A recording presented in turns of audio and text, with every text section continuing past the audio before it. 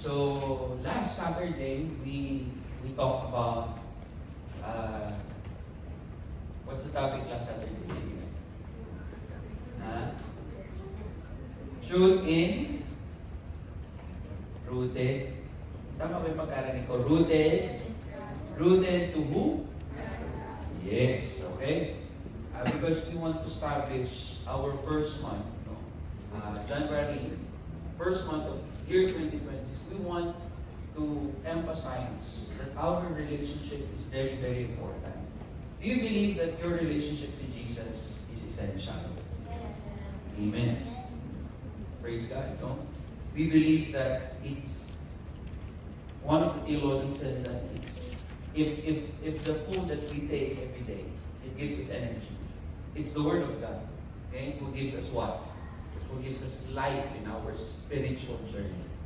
If you don't read the Bible, if you don't pray, okay, if you don't meditate His Word, and if you're not active with your relationship with the Lord Jesus Christ, I'm telling you, it's really hard.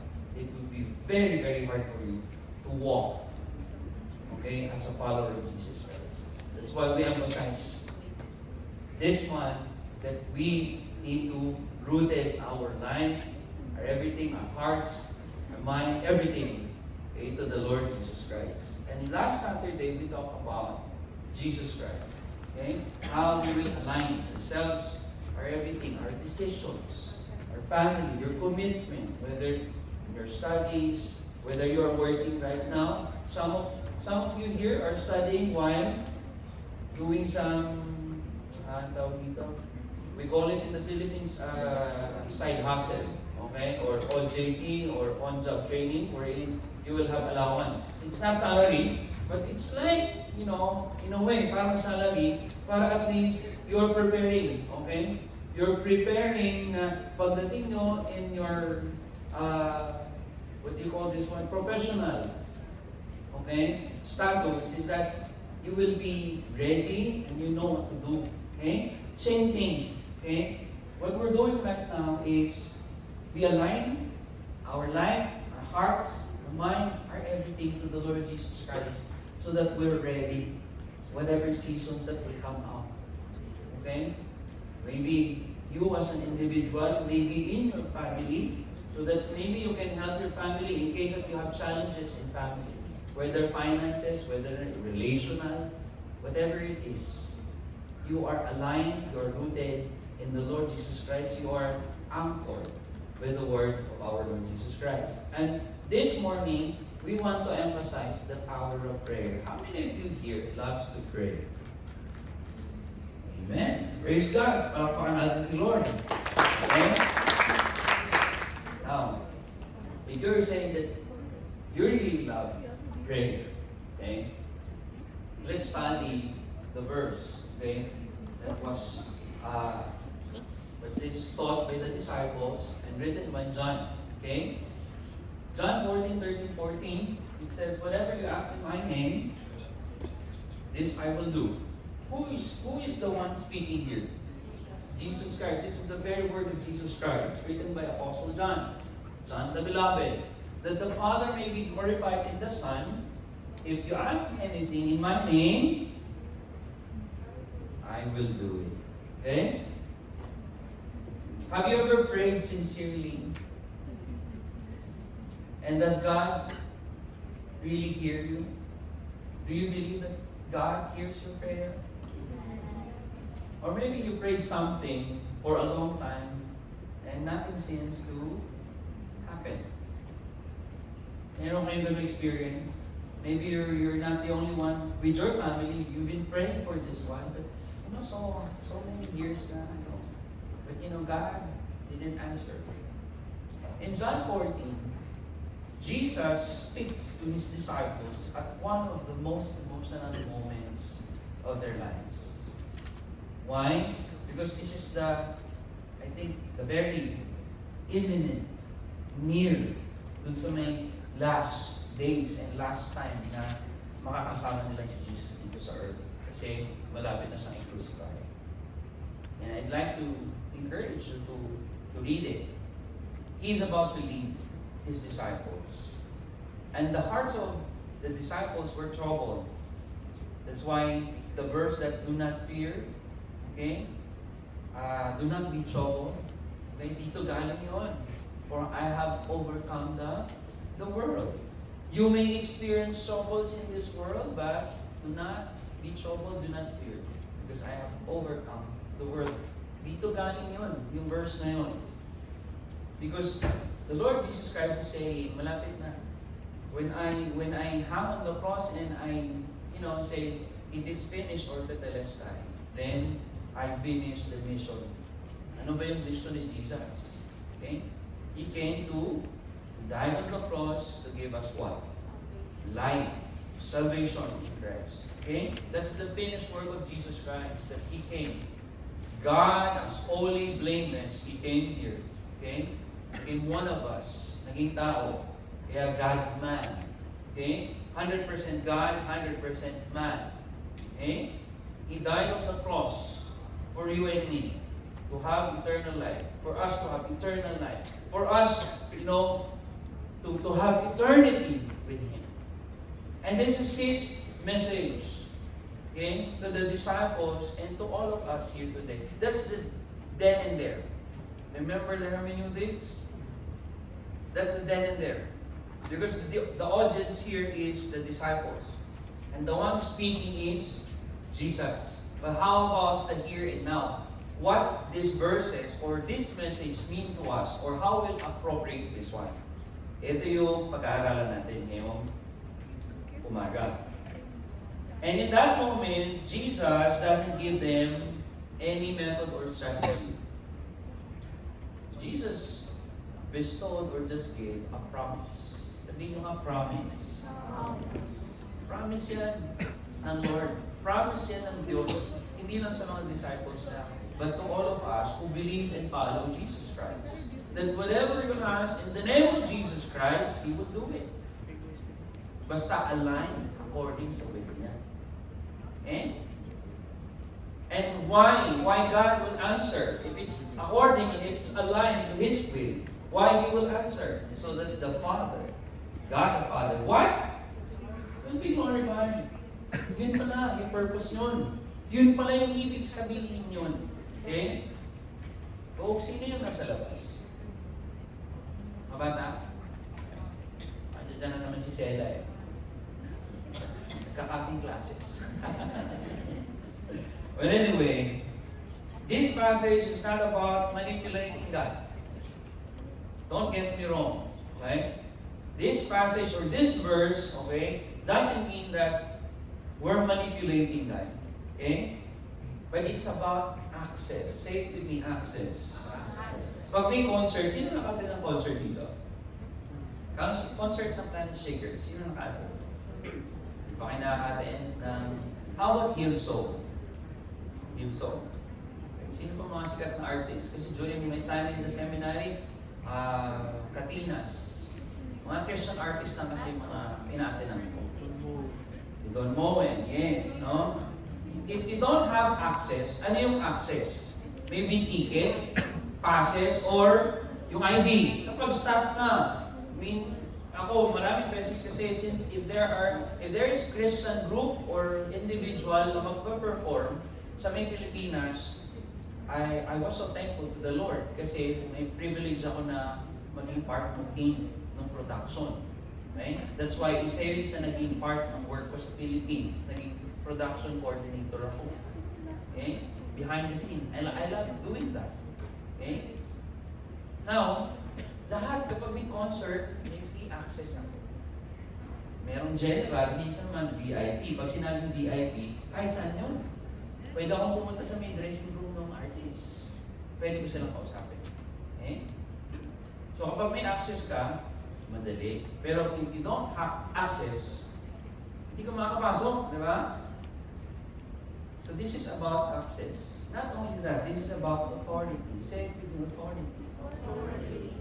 God has given you authority. Binigyan tayo ng authority ng Lord.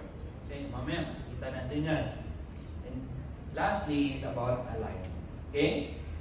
Now, the Lord wants us to discover, or Jesus wants to say that whatever you ask in my name, this I will do, that the Father may be glorified in the Son. Okay? Today, we will learn what it truly means to pray in the name of Jesus. What's the title of the message this morning?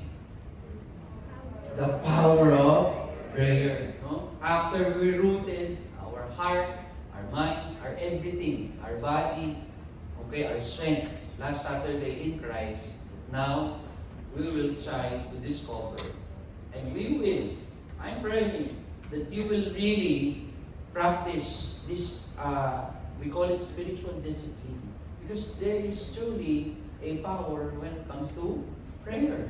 Okay? Hindi yung prayer yung makapangyarihan. Okay? Baka sabihin nyo, ay, pag nanalangin ako, may power ako. No? That's wrong. Ano ba talaga yung power sa prayer? Okay? So, there are three things that I'd like to share. One is that, why power in prayer? There is power in prayer because it's rooted in relationship. What kind of relationship? Later on, we will see that. We will discover that. Second is that power of prayer because it operates under. There you go. Kaya hindi mo pwedeng sabihin ngayon na parang pag nanalangin ka may kapangyarihan. Okay? Incomplete yun. Why there's power in prayer? Because it operates under Christ's authority. And that's the then and there of that verse. That's the hermeneutics. No? Yun yung meaning noon. Kung nandito kayo nung first Saturday, okay, I talk about hermeneutics, the queen and the science. We will call it the queen of interpreting the Bible. Kung merong king, si homiletics yun. Homiletics is about the science of preaching, sharing the word of God. The queen is hermeneutics. It's about the science of interpreting. You are exposing the verse from the verse. You are learning the scripture from the scriptures, not coming from anybody or not coming from you. You're interpreting the intended, the original meaning of the words. Okay?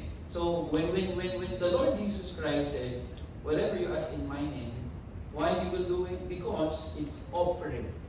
When we pray, when the follower of Jesus Christ, when the children of God pray, we operate under Christ's authority. That's why you close every prayer in the name of Jesus. Amen. Do you understand how to pray? So who loves to pray? Ay, dumami. Kanina, bungi-bungi Now siguro naintindihan, ay, ganun pala yun. Ang ganda, no? Ang gandang pag-aralan ng salita ng Lord. Okay? When you learn how to not to study by chunk or by big passage, but little by little, parang minumuya mo siya. You want to chew each verse, each principles. That's the term. You savor. Diba? Parang biryani lang. Parang madbi lang. Diba? Ano pa yung masarap ng mga pagkain dito? Kaya tumaba si pastor.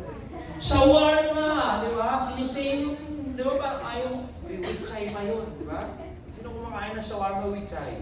Oh, diba? Lahat tayo na-experience yun eh. Gusto mong i-savor yun. Diba? Tinitira mo pa nga eh. Diba? Ayaw mo Oo. Take out ko yung kalahati sa may bahay. Hindi mo pa minsan eh. Because you really want to enjoy it because it's delicious. Ganun ang salita ng Lord. Amen? And lastly, why power? There's power in prayer because it exists not for the glory of the church, not for the glory of Pastor Edward, Pastor Benny, Pastor Vera, or anybody here. It exists for God's glory. When you pray, we give glory to God. Ang nabibigyan ng luwalhati at kalakilaan ay Diyos pag nananalangin tayo. Okay? Huwag yung katataparan ang panalangin. Okay? Prayer, sabi doon, is rooted in relationship, not in formula. Jesus begins with powerful praise. Whatever you ask. At first glance, it sounds like unlimited promise, but Jesus qualifies it with three important truths. Okay? One is that prayer flows from knowing Jesus. You cannot pray in His name if you do not know His heart. If you do not have personal relationship with Jesus Christ. Yun ang kaibahan ng tumanggap. That's the difference, okay? Between a regular, okay, human being here, than dun sa may tao na nakareceive, tumanggap, nag-accept of Jesus Christ bilang Lord and Savior. Those people outside who haven't personal relationship with Jesus Christ, yes, they can pray. But in what authority? In what name? Maybe some of you knows, no? Some people outside they pray in other name, not in the name of Jesus. That's why Jesus said this. 2,000 years ago, He said this. You pray in my name. You get that? No? So that's the only name. Okay? Nababanggitin natin once mananalangin. In the name of Jesus Christ. And if you're praying with the Lord Jesus Christ, it means you have relationship with Him. And if you have relationship with Jesus Christ, you are saved. If you don't pray to Jesus Christ, that means, sad to say, you're not saved. You do not have access, you do not have authority, and you cannot align yourself. And most of all, you cannot go to heaven. Because John 3:16 said, for God so loved the world that He gave His only begotten Son, that whosoever believes in the name of Jesus will not perish, but have eternal life. If you don't have Jesus in your life, you will perish. But praise be to God. If you clap our hands to God, because we accept Jesus as Lord and Savior. And ito yun, yung tinuturo ng verse na ito. Okay? If you have relationship with Jesus Christ, then you can pray with the Lord Jesus Christ and He will answer your prayer whatever it is. Yes. Pwede yung palakpakan si Lord, huwag yung palakpakan. That's the truth. That's the principle behind this verse. It's rooted in our relationship. Umiyok pa. Diba? Kailangan ng breathing exercise yan. Hindi na nagpa-practice kasi. Diba? The disciples had walked with Jesus. They knew His compassion, His mission, His obedience to the Father. Prayer is not about saying the right words, but it's about being in the right relationship. My question is, are you in the right relationship? Amen. Yun yung gusto ko lagi na marinig sa inyo. Mawala man ako, kunin man ako ni Lord. I really praise God. If you're saying that through counterflow, through the life of my brothers and sisters here, I knew the Lord, and I know I have personal relationship with Him, and I will go to heaven someday. It says, in my name. Why in my name? The Lord Jesus Christ said, in my name. Okay? It means alignment, not addition. When you pray, you're not just, adding request, petition. No, it's not. You're aligning your heart, you're aligning your mind, you're aligning your desires. Lord, this is my desire. This is my plan. This is what I want in my college. This is what I want, this course. But I don't know, Lord, if this is your will. Can you align my will? Can you align my plans to your plans? Amen? Ganun dapat. Kasi the Lord Jesus Christ gave the example when He prayed. When He was here on earth, Lord, let your will be done. Thine will be done. Not me, but thine will be done. Many people treat Jesus, or in Jesus' name, like a spiritual signature at the end of prayer. Diba? Yung tipong kailangan ng signatory kasi para parang cheque. Sino dito, di ba? Signatory. Kailangan may pirma to kasi hindi ma-aprobahan. Kailangan may signatory ni Pastor Edmund kung hindi patay, hindi na makapag-practice. Kailangan may signatory ni Pastor Benji kung hindi tayo makakapasok sa TEC. Hindi ganun. Pray in the name of Jesus means praying according to His will. Umiyak na naman. Pray with His character. Praying for His purposes. And lastly, in point number 1, why prayer is rooted in relationship, not formula? Because relationship always come before request. Ganun ang mga Kristiyano. May relationship kasi tayo na sa Panginoon. Balikan niyo yung ibang mga tao na walang relationship. Especially, sino mga nag-work na rito? Si Ate Angelo nag-work na, di ba? Si Ate Genesis, tama ba? Kuya Jello. Okay? Wala kayong relationship sa mga katrabaho ninyo. So kapag may something na kailangan gawin, it's request. Kaya ka pupunta doon kasi wala naman, hindi man, ano man, chummy, close kayo ng boss mo, hindi, o kaya yung colleague mo, first time mo lang nakasama yun. Pero may kailangan kasi ipagawa ang mo, o puntahan mo yun. Hindi dahil may relationship kayo. May nire-request kasi at kailangan mong gawin. Okay? Hindi ganun.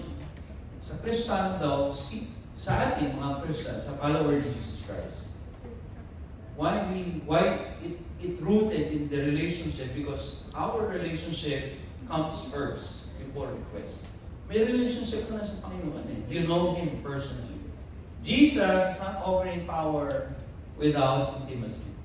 Prayer is not a tool or method to use God. Prayer is relationship that draw us closer to Jesus. Amen? You cannot use someone's name without authority unless you actually belong to them. Parang katulad ng pamilya mo, pangalan ng pamilya mo, di ba? Pag mayroong gathering, kunyari ang mga masiglat, reunion, di ba? Kung hindi ka connected sa masiglat, pwede ka bang pumunta doon sa reunion? Gate crasher ka doon, boy. Di ba? Tama ba? Pero kung part ka ng masiglat, hindi ka man pamilya, friends ka nila, churchmate ka nila, wala, makakapasok ka. Kasi may relationship ka sa mga masiglat. Parang gano'n tayo. Dahil meron tayong relationship sa Panginoon, when you pray, there's power. Kasi sasagot yung pinapanalangin natin. And sino yung pinapanalangin natin? Ang Panginoon Jesus. Amen? John 14:13, whatever you ask in my name, sabi ni Lord, praying close from knowing Jesus. You cannot pray in His name if you do not know His heart. In my name means alignment, not addition. You pray according to His will, His character, and His purposes. Lord, what's your character? You are a loving God. You are the God who answers prayers. Amen? You are the God who heals. You are Jehovah Jireh, the one who provides. And Lord, what is your purpose, Lord? Ano bang layunin mo sa amin? Anong layunin ng Panginoon sa atin? Why God created us in the first place? To glorify and to worship Him. Dakilain yung ngalan niya. So, when we pray, we give glory to God. And relationship always comes before request. Meron pala dito, nakalimutan ko. Prayer is a relationship that draws us closer to Him. Second point. Why there's power in prayer? Because not only rooted in our relationship, but it operates under Christ's authority. Sabi ni Jesus, this I will do. It's the original script nung nandiyan, sinabi ni Lord.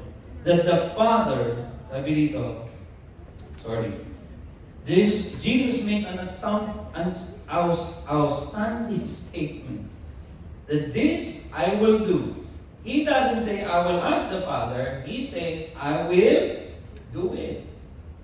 And when He said that, it is the form, no, in the verb or in the moods, okay, of verbs, it's active. When you say active, it's not only active, but it's present active. Verb is an active word, right? Pero meron ng other form, it's a present active verb. Ibig sabihin, it's a continuous. Okay? Gagawin niya, basta nananalangin tayo. So the same God who said in the Old and in the New Testament is the same God today and the same God sa future. Sabi niya, as long as you pray in my name, I will do it. Though Jesus was about to live physically during that time, He was assuring the disciples, I am still working, I am still listening, and I am still responding. Same with us today.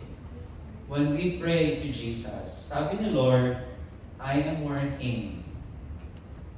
Anak, I am listening. Go ahead. Tell me, what do you need? Not once. Let me clarify this. When you pray for your needs. According, sabi nga, Lord, according to our needs. And God also will answer according to our needs. Not once. Why once? Bakit hindi once? Kasi ayaw ng Lord madisgrasya tayo. Ayaw ng Lord ma-endanger tayo. Kasi kapag once, you know the difference between needs and wants, right? Ang needs, sige nga, give kayo ng example. Inaantok na yung iba. Pagkain, shelter, parents, di ba, needs naman talaga yun. Water, is it a needs or wants?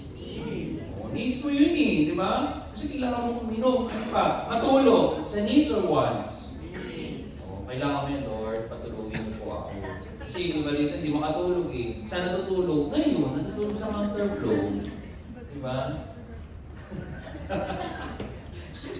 Sabog Minsan na naman ako mag-ganyan. Nasa na tayo? Needs and wants, no? May cellphone ka na. Okay naman yung cellphone mo, gumagana. Tama? Smartphone, tama? Kailangan mo ba? Or another cellphone. Yung 18 na ba o 17? 17, di ba? Masyado akong advance. 17. Ba't kailangan mo ng iPhone 17? Buti mo may pambili ka. The question is, do you have money? No. Wala. Di ba? Pero mayroong credit? Sino? Si Ma. Sa tingin nyo ba? Di ba? Ano na lang practical tayo. Wala kang pera, gamitin mo yung credit card. So, nangyari, utang yun. Tama ba? So, tabi naman. Okay naman, Pastor, option naman, forgives. Kahit na wala kang pera. Kaya siguro inaantok ko kasi naisipon niya. Di ba? Pagpasensya. Lord, sorry, Lord. Authority belongs to Jesus Christ. Okay? That's why you ask and you pray. And the same authority that, na meron si Jesus Christ, when He ascended to the Father, He said to His disciple, I'll give you the same authority. Saan yun? Sa may Matthew. Di ba? For the Father has given me all authority. And then ano sinabi niya? Go and make disciples. Yun yun same authority na meron siya, binigay niya rin sa atin. So you have the authority, you have the access, you have the authority. That's why you can pray, Lord, I'm just using the authority that you've given to me, Lord. I'm praying, Lord. Okay? Gumaling yung may sakit. Tanggalin niyo, Lord. Needs ba yun o wants? Baka kailangan niyo ng isang tao, tama? Ito, Lord, I pray, sinesi po ako, Lord. Lord, maging katulad ako ni Angelina Jolie. Needs or wants? Wants, no? Kasi nagdedepende yun sa motive. Anong motive mo? Gusto mo maging Angelina Jolie? Sabi ng Bible, you are fearfully and wonderfully made by God. Diba? Lord, sana po, pagising ko, kumahan ako ni Jungkook. Pagising mo, kumahan ni Nutrico. Kidding aside, sabi ni Lord, ang ipanalangin natin, yung pangangailangan natin. Your needs. Amen? Anong needs nyo? Lord, I need to finish my... There you go. Hindi yung wants. No? Ang wants, Lord, may party, Lord, sa Saturday. Gusto kong pumunta.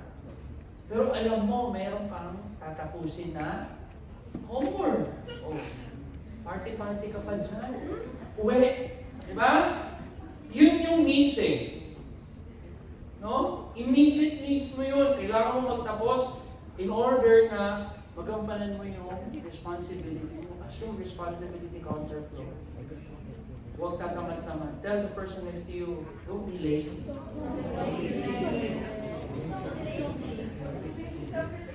Pag-pray mo, Lord, I rebuke the spirit of laziness. In Jesus' name. Tama? I pray, Lord, the joy of my salvation to be restored. Para everyday, energetic ka mag-aral. Tama? Sige. Yeah. Sa may work, lalo-lalo pag Monday, mga working ka, ang hirap eh, diba? Tumayo, ano ba yung trabaho na naman, Lord? Lalo na yung mga teacher, nagtuturo, di ba? Hirap. Na-experience ka na for 3 years. Not only, dito nga, comfort zone pa kayo. In the Philippines, I need to wake up 3:45. Why? Because I need to take a bath 4 o'clock. 4:45, kailangan na sa may street na ako kasi naikipagbagaan ako sa may taxi. O, 6, traffic. 8 o'clock ang start ng klase. So, pero yun, Pilipinas yun. Way back 2017. Ano na kayo, 2026? Kamusta naman yung mga ate ko nyo na nagka-college sa Pilipinas? So, ang point ko is, let's pray for them. You pray for the needs of your family, your needs, and the people around you. Most especially those people na kilala nyo na walang Kristo, walang personal relationship with Jesus. Yes? Bago kayo? Sige, pasok. Parang klase lang yung ano. List yata. Jesus is active, not absent. Tingnan mo. Sino masukin mo, Elijah? Sabihin mo, bilis. Ma-absent ang to yan. Prayer connects us to a living Savior, not at this time, memory. Kasi si Jesus, He's still alive today and forever. Amen? Narito siya. Nakikinig nga siya. Authority belongs to Jesus, not us, but He gives us authority. Ano yung authority na yun? Of course, hindi yung same na authority ng pagiging Diyos. Authority ng pagiging anak. Bilang anak, you have the authority to ask God. Amen? Yun yung authority mo eh. Diba? Sino mga anak dito taas ang kamay? Di ba pag may pangailangan ka, Jade, lalo na pag kailangan sa school, may authority ka na puntahan si Papa Esther o tatay. Tatay, di ba? Yun yung authority mo eh, kasi anak ako, papakinggan ako ng parents ko. Amen? Same thing, sinasabi ni Jesus. That's the authority na belongs sa atin kasi we are the children of God. And when we pray because He reigns. He reigns in us. Okay? Sa atin lahat. And when we pray, it continues the work of Jesus Christ. Kaya gusto ni Jesus na nananalangin tayo. If you will look at the gospel and if you will read the accounts, every time si Jesus, 3 or 4 o'clock in the morning, at dawn, yes, at dawn, anong ginagawa ni Jesus? Nagpe-pray siya. He talks to the Father. Bakit? Kasi yung ministry magpapatuloy, binigyan niya example sa kanang buhay. Mismo yung buhay niya. And tayo ngayon, wala na si Jesus, nandoon na siya sa may heaven, ascended to the right hand of the Father. When we pray and when we ask God, it continues the ministry that Jesus established 2,000 years ago. Prayer is how the ministry of Jesus continues throughout the church. And who is the church? Us. Very good. Praise God. Lastly, prayer not only rooted in relationship and not only operates under the authority of Jesus Christ, but we pray because we exist for God's glory. Yan ang purpose. Bakit may prayer meeting? Yan ang purpose. Bakit sinasabi ng word ni God, yung pray. Si Jesus Christ before sa na-crucify, yung mga disciples niya, pinagalitan niya, hindi ba kayo makapag-pray kahit 1 hour lang? Remember that? When they were in the garden of Gethsemane, sinabihan ni Lord, Uy, mag-pray kayo! Nag-pray siya, balik sa sagot sa'yo, pabalik na sila Peter, anong ginagawa? Natutulog, humihilik! Ano yung katabi mo? Bisi mo? Nung nag-pray sa ulit, bumalik na naman sa ano nangyari? Nag-pray ba? Tulog na naman sila. Sabi Lord, di ba kayo makapag-pray mo lang? Yung play mo sinasabi ng Lord, yun pala yung turo niya, bakit gusto niyang manalangin tayo? Because when we pray, we glorify the name of God. Amen? God's glory is the goal of answered prayer. Kaya every time there's an answered prayer, every time na nagpe-pray, praying for the people, di ba, yung mga prayer, answered prayer, laging sinasabi ng mga pastor, ng mga elders. Amen? And kapag may mga prayer requests, pinag-pray. No? If you're attending Friday, Saturday, and Sunday service, there is a time that an elder or a pastor will pray after the praise and worship. Ito yun. Okay? The goal is to glorify God. If there's an answered prayer, because every answered prayer should point people, us, the church, to God's faithfulness, because He is faithful. Amen? Great is thy faithfulness. Diba? Morning by morning, diba? His mercies new. Diba? Every morning. Okay? He is powerful. And His grace is unlimited. Okay? Jesus glorifies the Father through obedience. Same thing, when we pray to God, we are showing obedience. Not only showing, but we're living an obedient life to God. Jesus' greatest yes came through suffering. Saan? Sa krus. Tayo, hindi na natin kailangan pumunta sa may krus para magpapako tayo. Ang gagawin lang natin bilang mga anak ng Lord, sabi niya, is we obey. We follow. Amen? And one thing, one way that we can obey, we can show that we have relationship and we follow and obey Jesus when we talk to God and when we pray. And when you pray, it reshapes your desires. Katulad kanina, di ba? Kung ang desire mo, Lord, gusto kong maging kamukha ni Angelina Jolie. Kapag nag-pray ka, nabago ka na ni Lord, tumanggap ka na, si Jesus na sa puso mo, hindi na ganun ang prayer. Lord, I am beautiful. I am beautiful, no matter what they say. May kulot pa no? Kasi alam mo na beautiful ka, hindi lang outside. Inside and outside. Ganun tayo, may tayo, Lord. Tsaka huwag kayong magtaka. Huwag kayong mag-effort na magpaganda. Time will come, beauty will what? It will fade.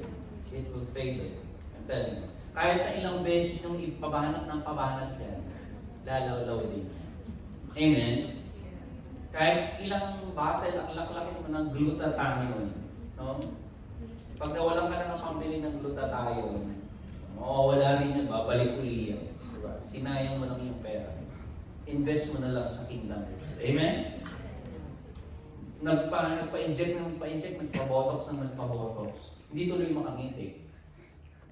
Masakit Kasi pag gumiti na, sabi mo, mapupunin. Diba? Yung nagpabanat, wala namang klepsi, nagkaroon ng klepsi. Why? Yung puso, napunta sa may klepsi. Kami sa may ibaba. Sa sobra, nakagano na pala. Sorry I cannot translate it in English, but ask the person next to you. Hirap minsan, yung Tagalog ang joke mo, get sa Tagalog. But my point is, the more we pray in Jesus' name, the more our desires align with God's will. Pag wrong motive ka, lalo na sa isang babae o sa isang lalaki, pag nanalangin ka sa Panginoon, ayun na, si Holy Spirit, nire-reshape niya. Huwag muna, Toy. Huwag muna, hindi ka pa tapos ng pag-aaral. Magtapos ka muna ng pag-aaral. Okay? To give glory sa Panginoon. And of course, matuwa naman ang parents mo. Did you know that the greatest reward that we can give to our parents is when we finish our studies? Do you know that? Yun yung greatest gift mo sa kanila, yung reward mo. Matapos mo yung responsibility mo, yung work mo sa family. Ano yun? Magtapos ng pag-aaral. Eh lalo pa when you finish college with the flying colors. O di ba? Mas maganda. Tama ba? Possible, counterflow? Oh. And that's my prayer to each one of you. That you will not just finish college, but Lord, help this counterflow to finish college with flying colors and you use their lives as a salt and light to the earth. Amen? That's my prayer sa inyo. Here's my conclusion. As we close, remember that prayer is not about perfect words. Hindi after si Jesus, hindi after si Lord sa mga highfalutin words mo. It is about a surrendered life, a surrendered heart.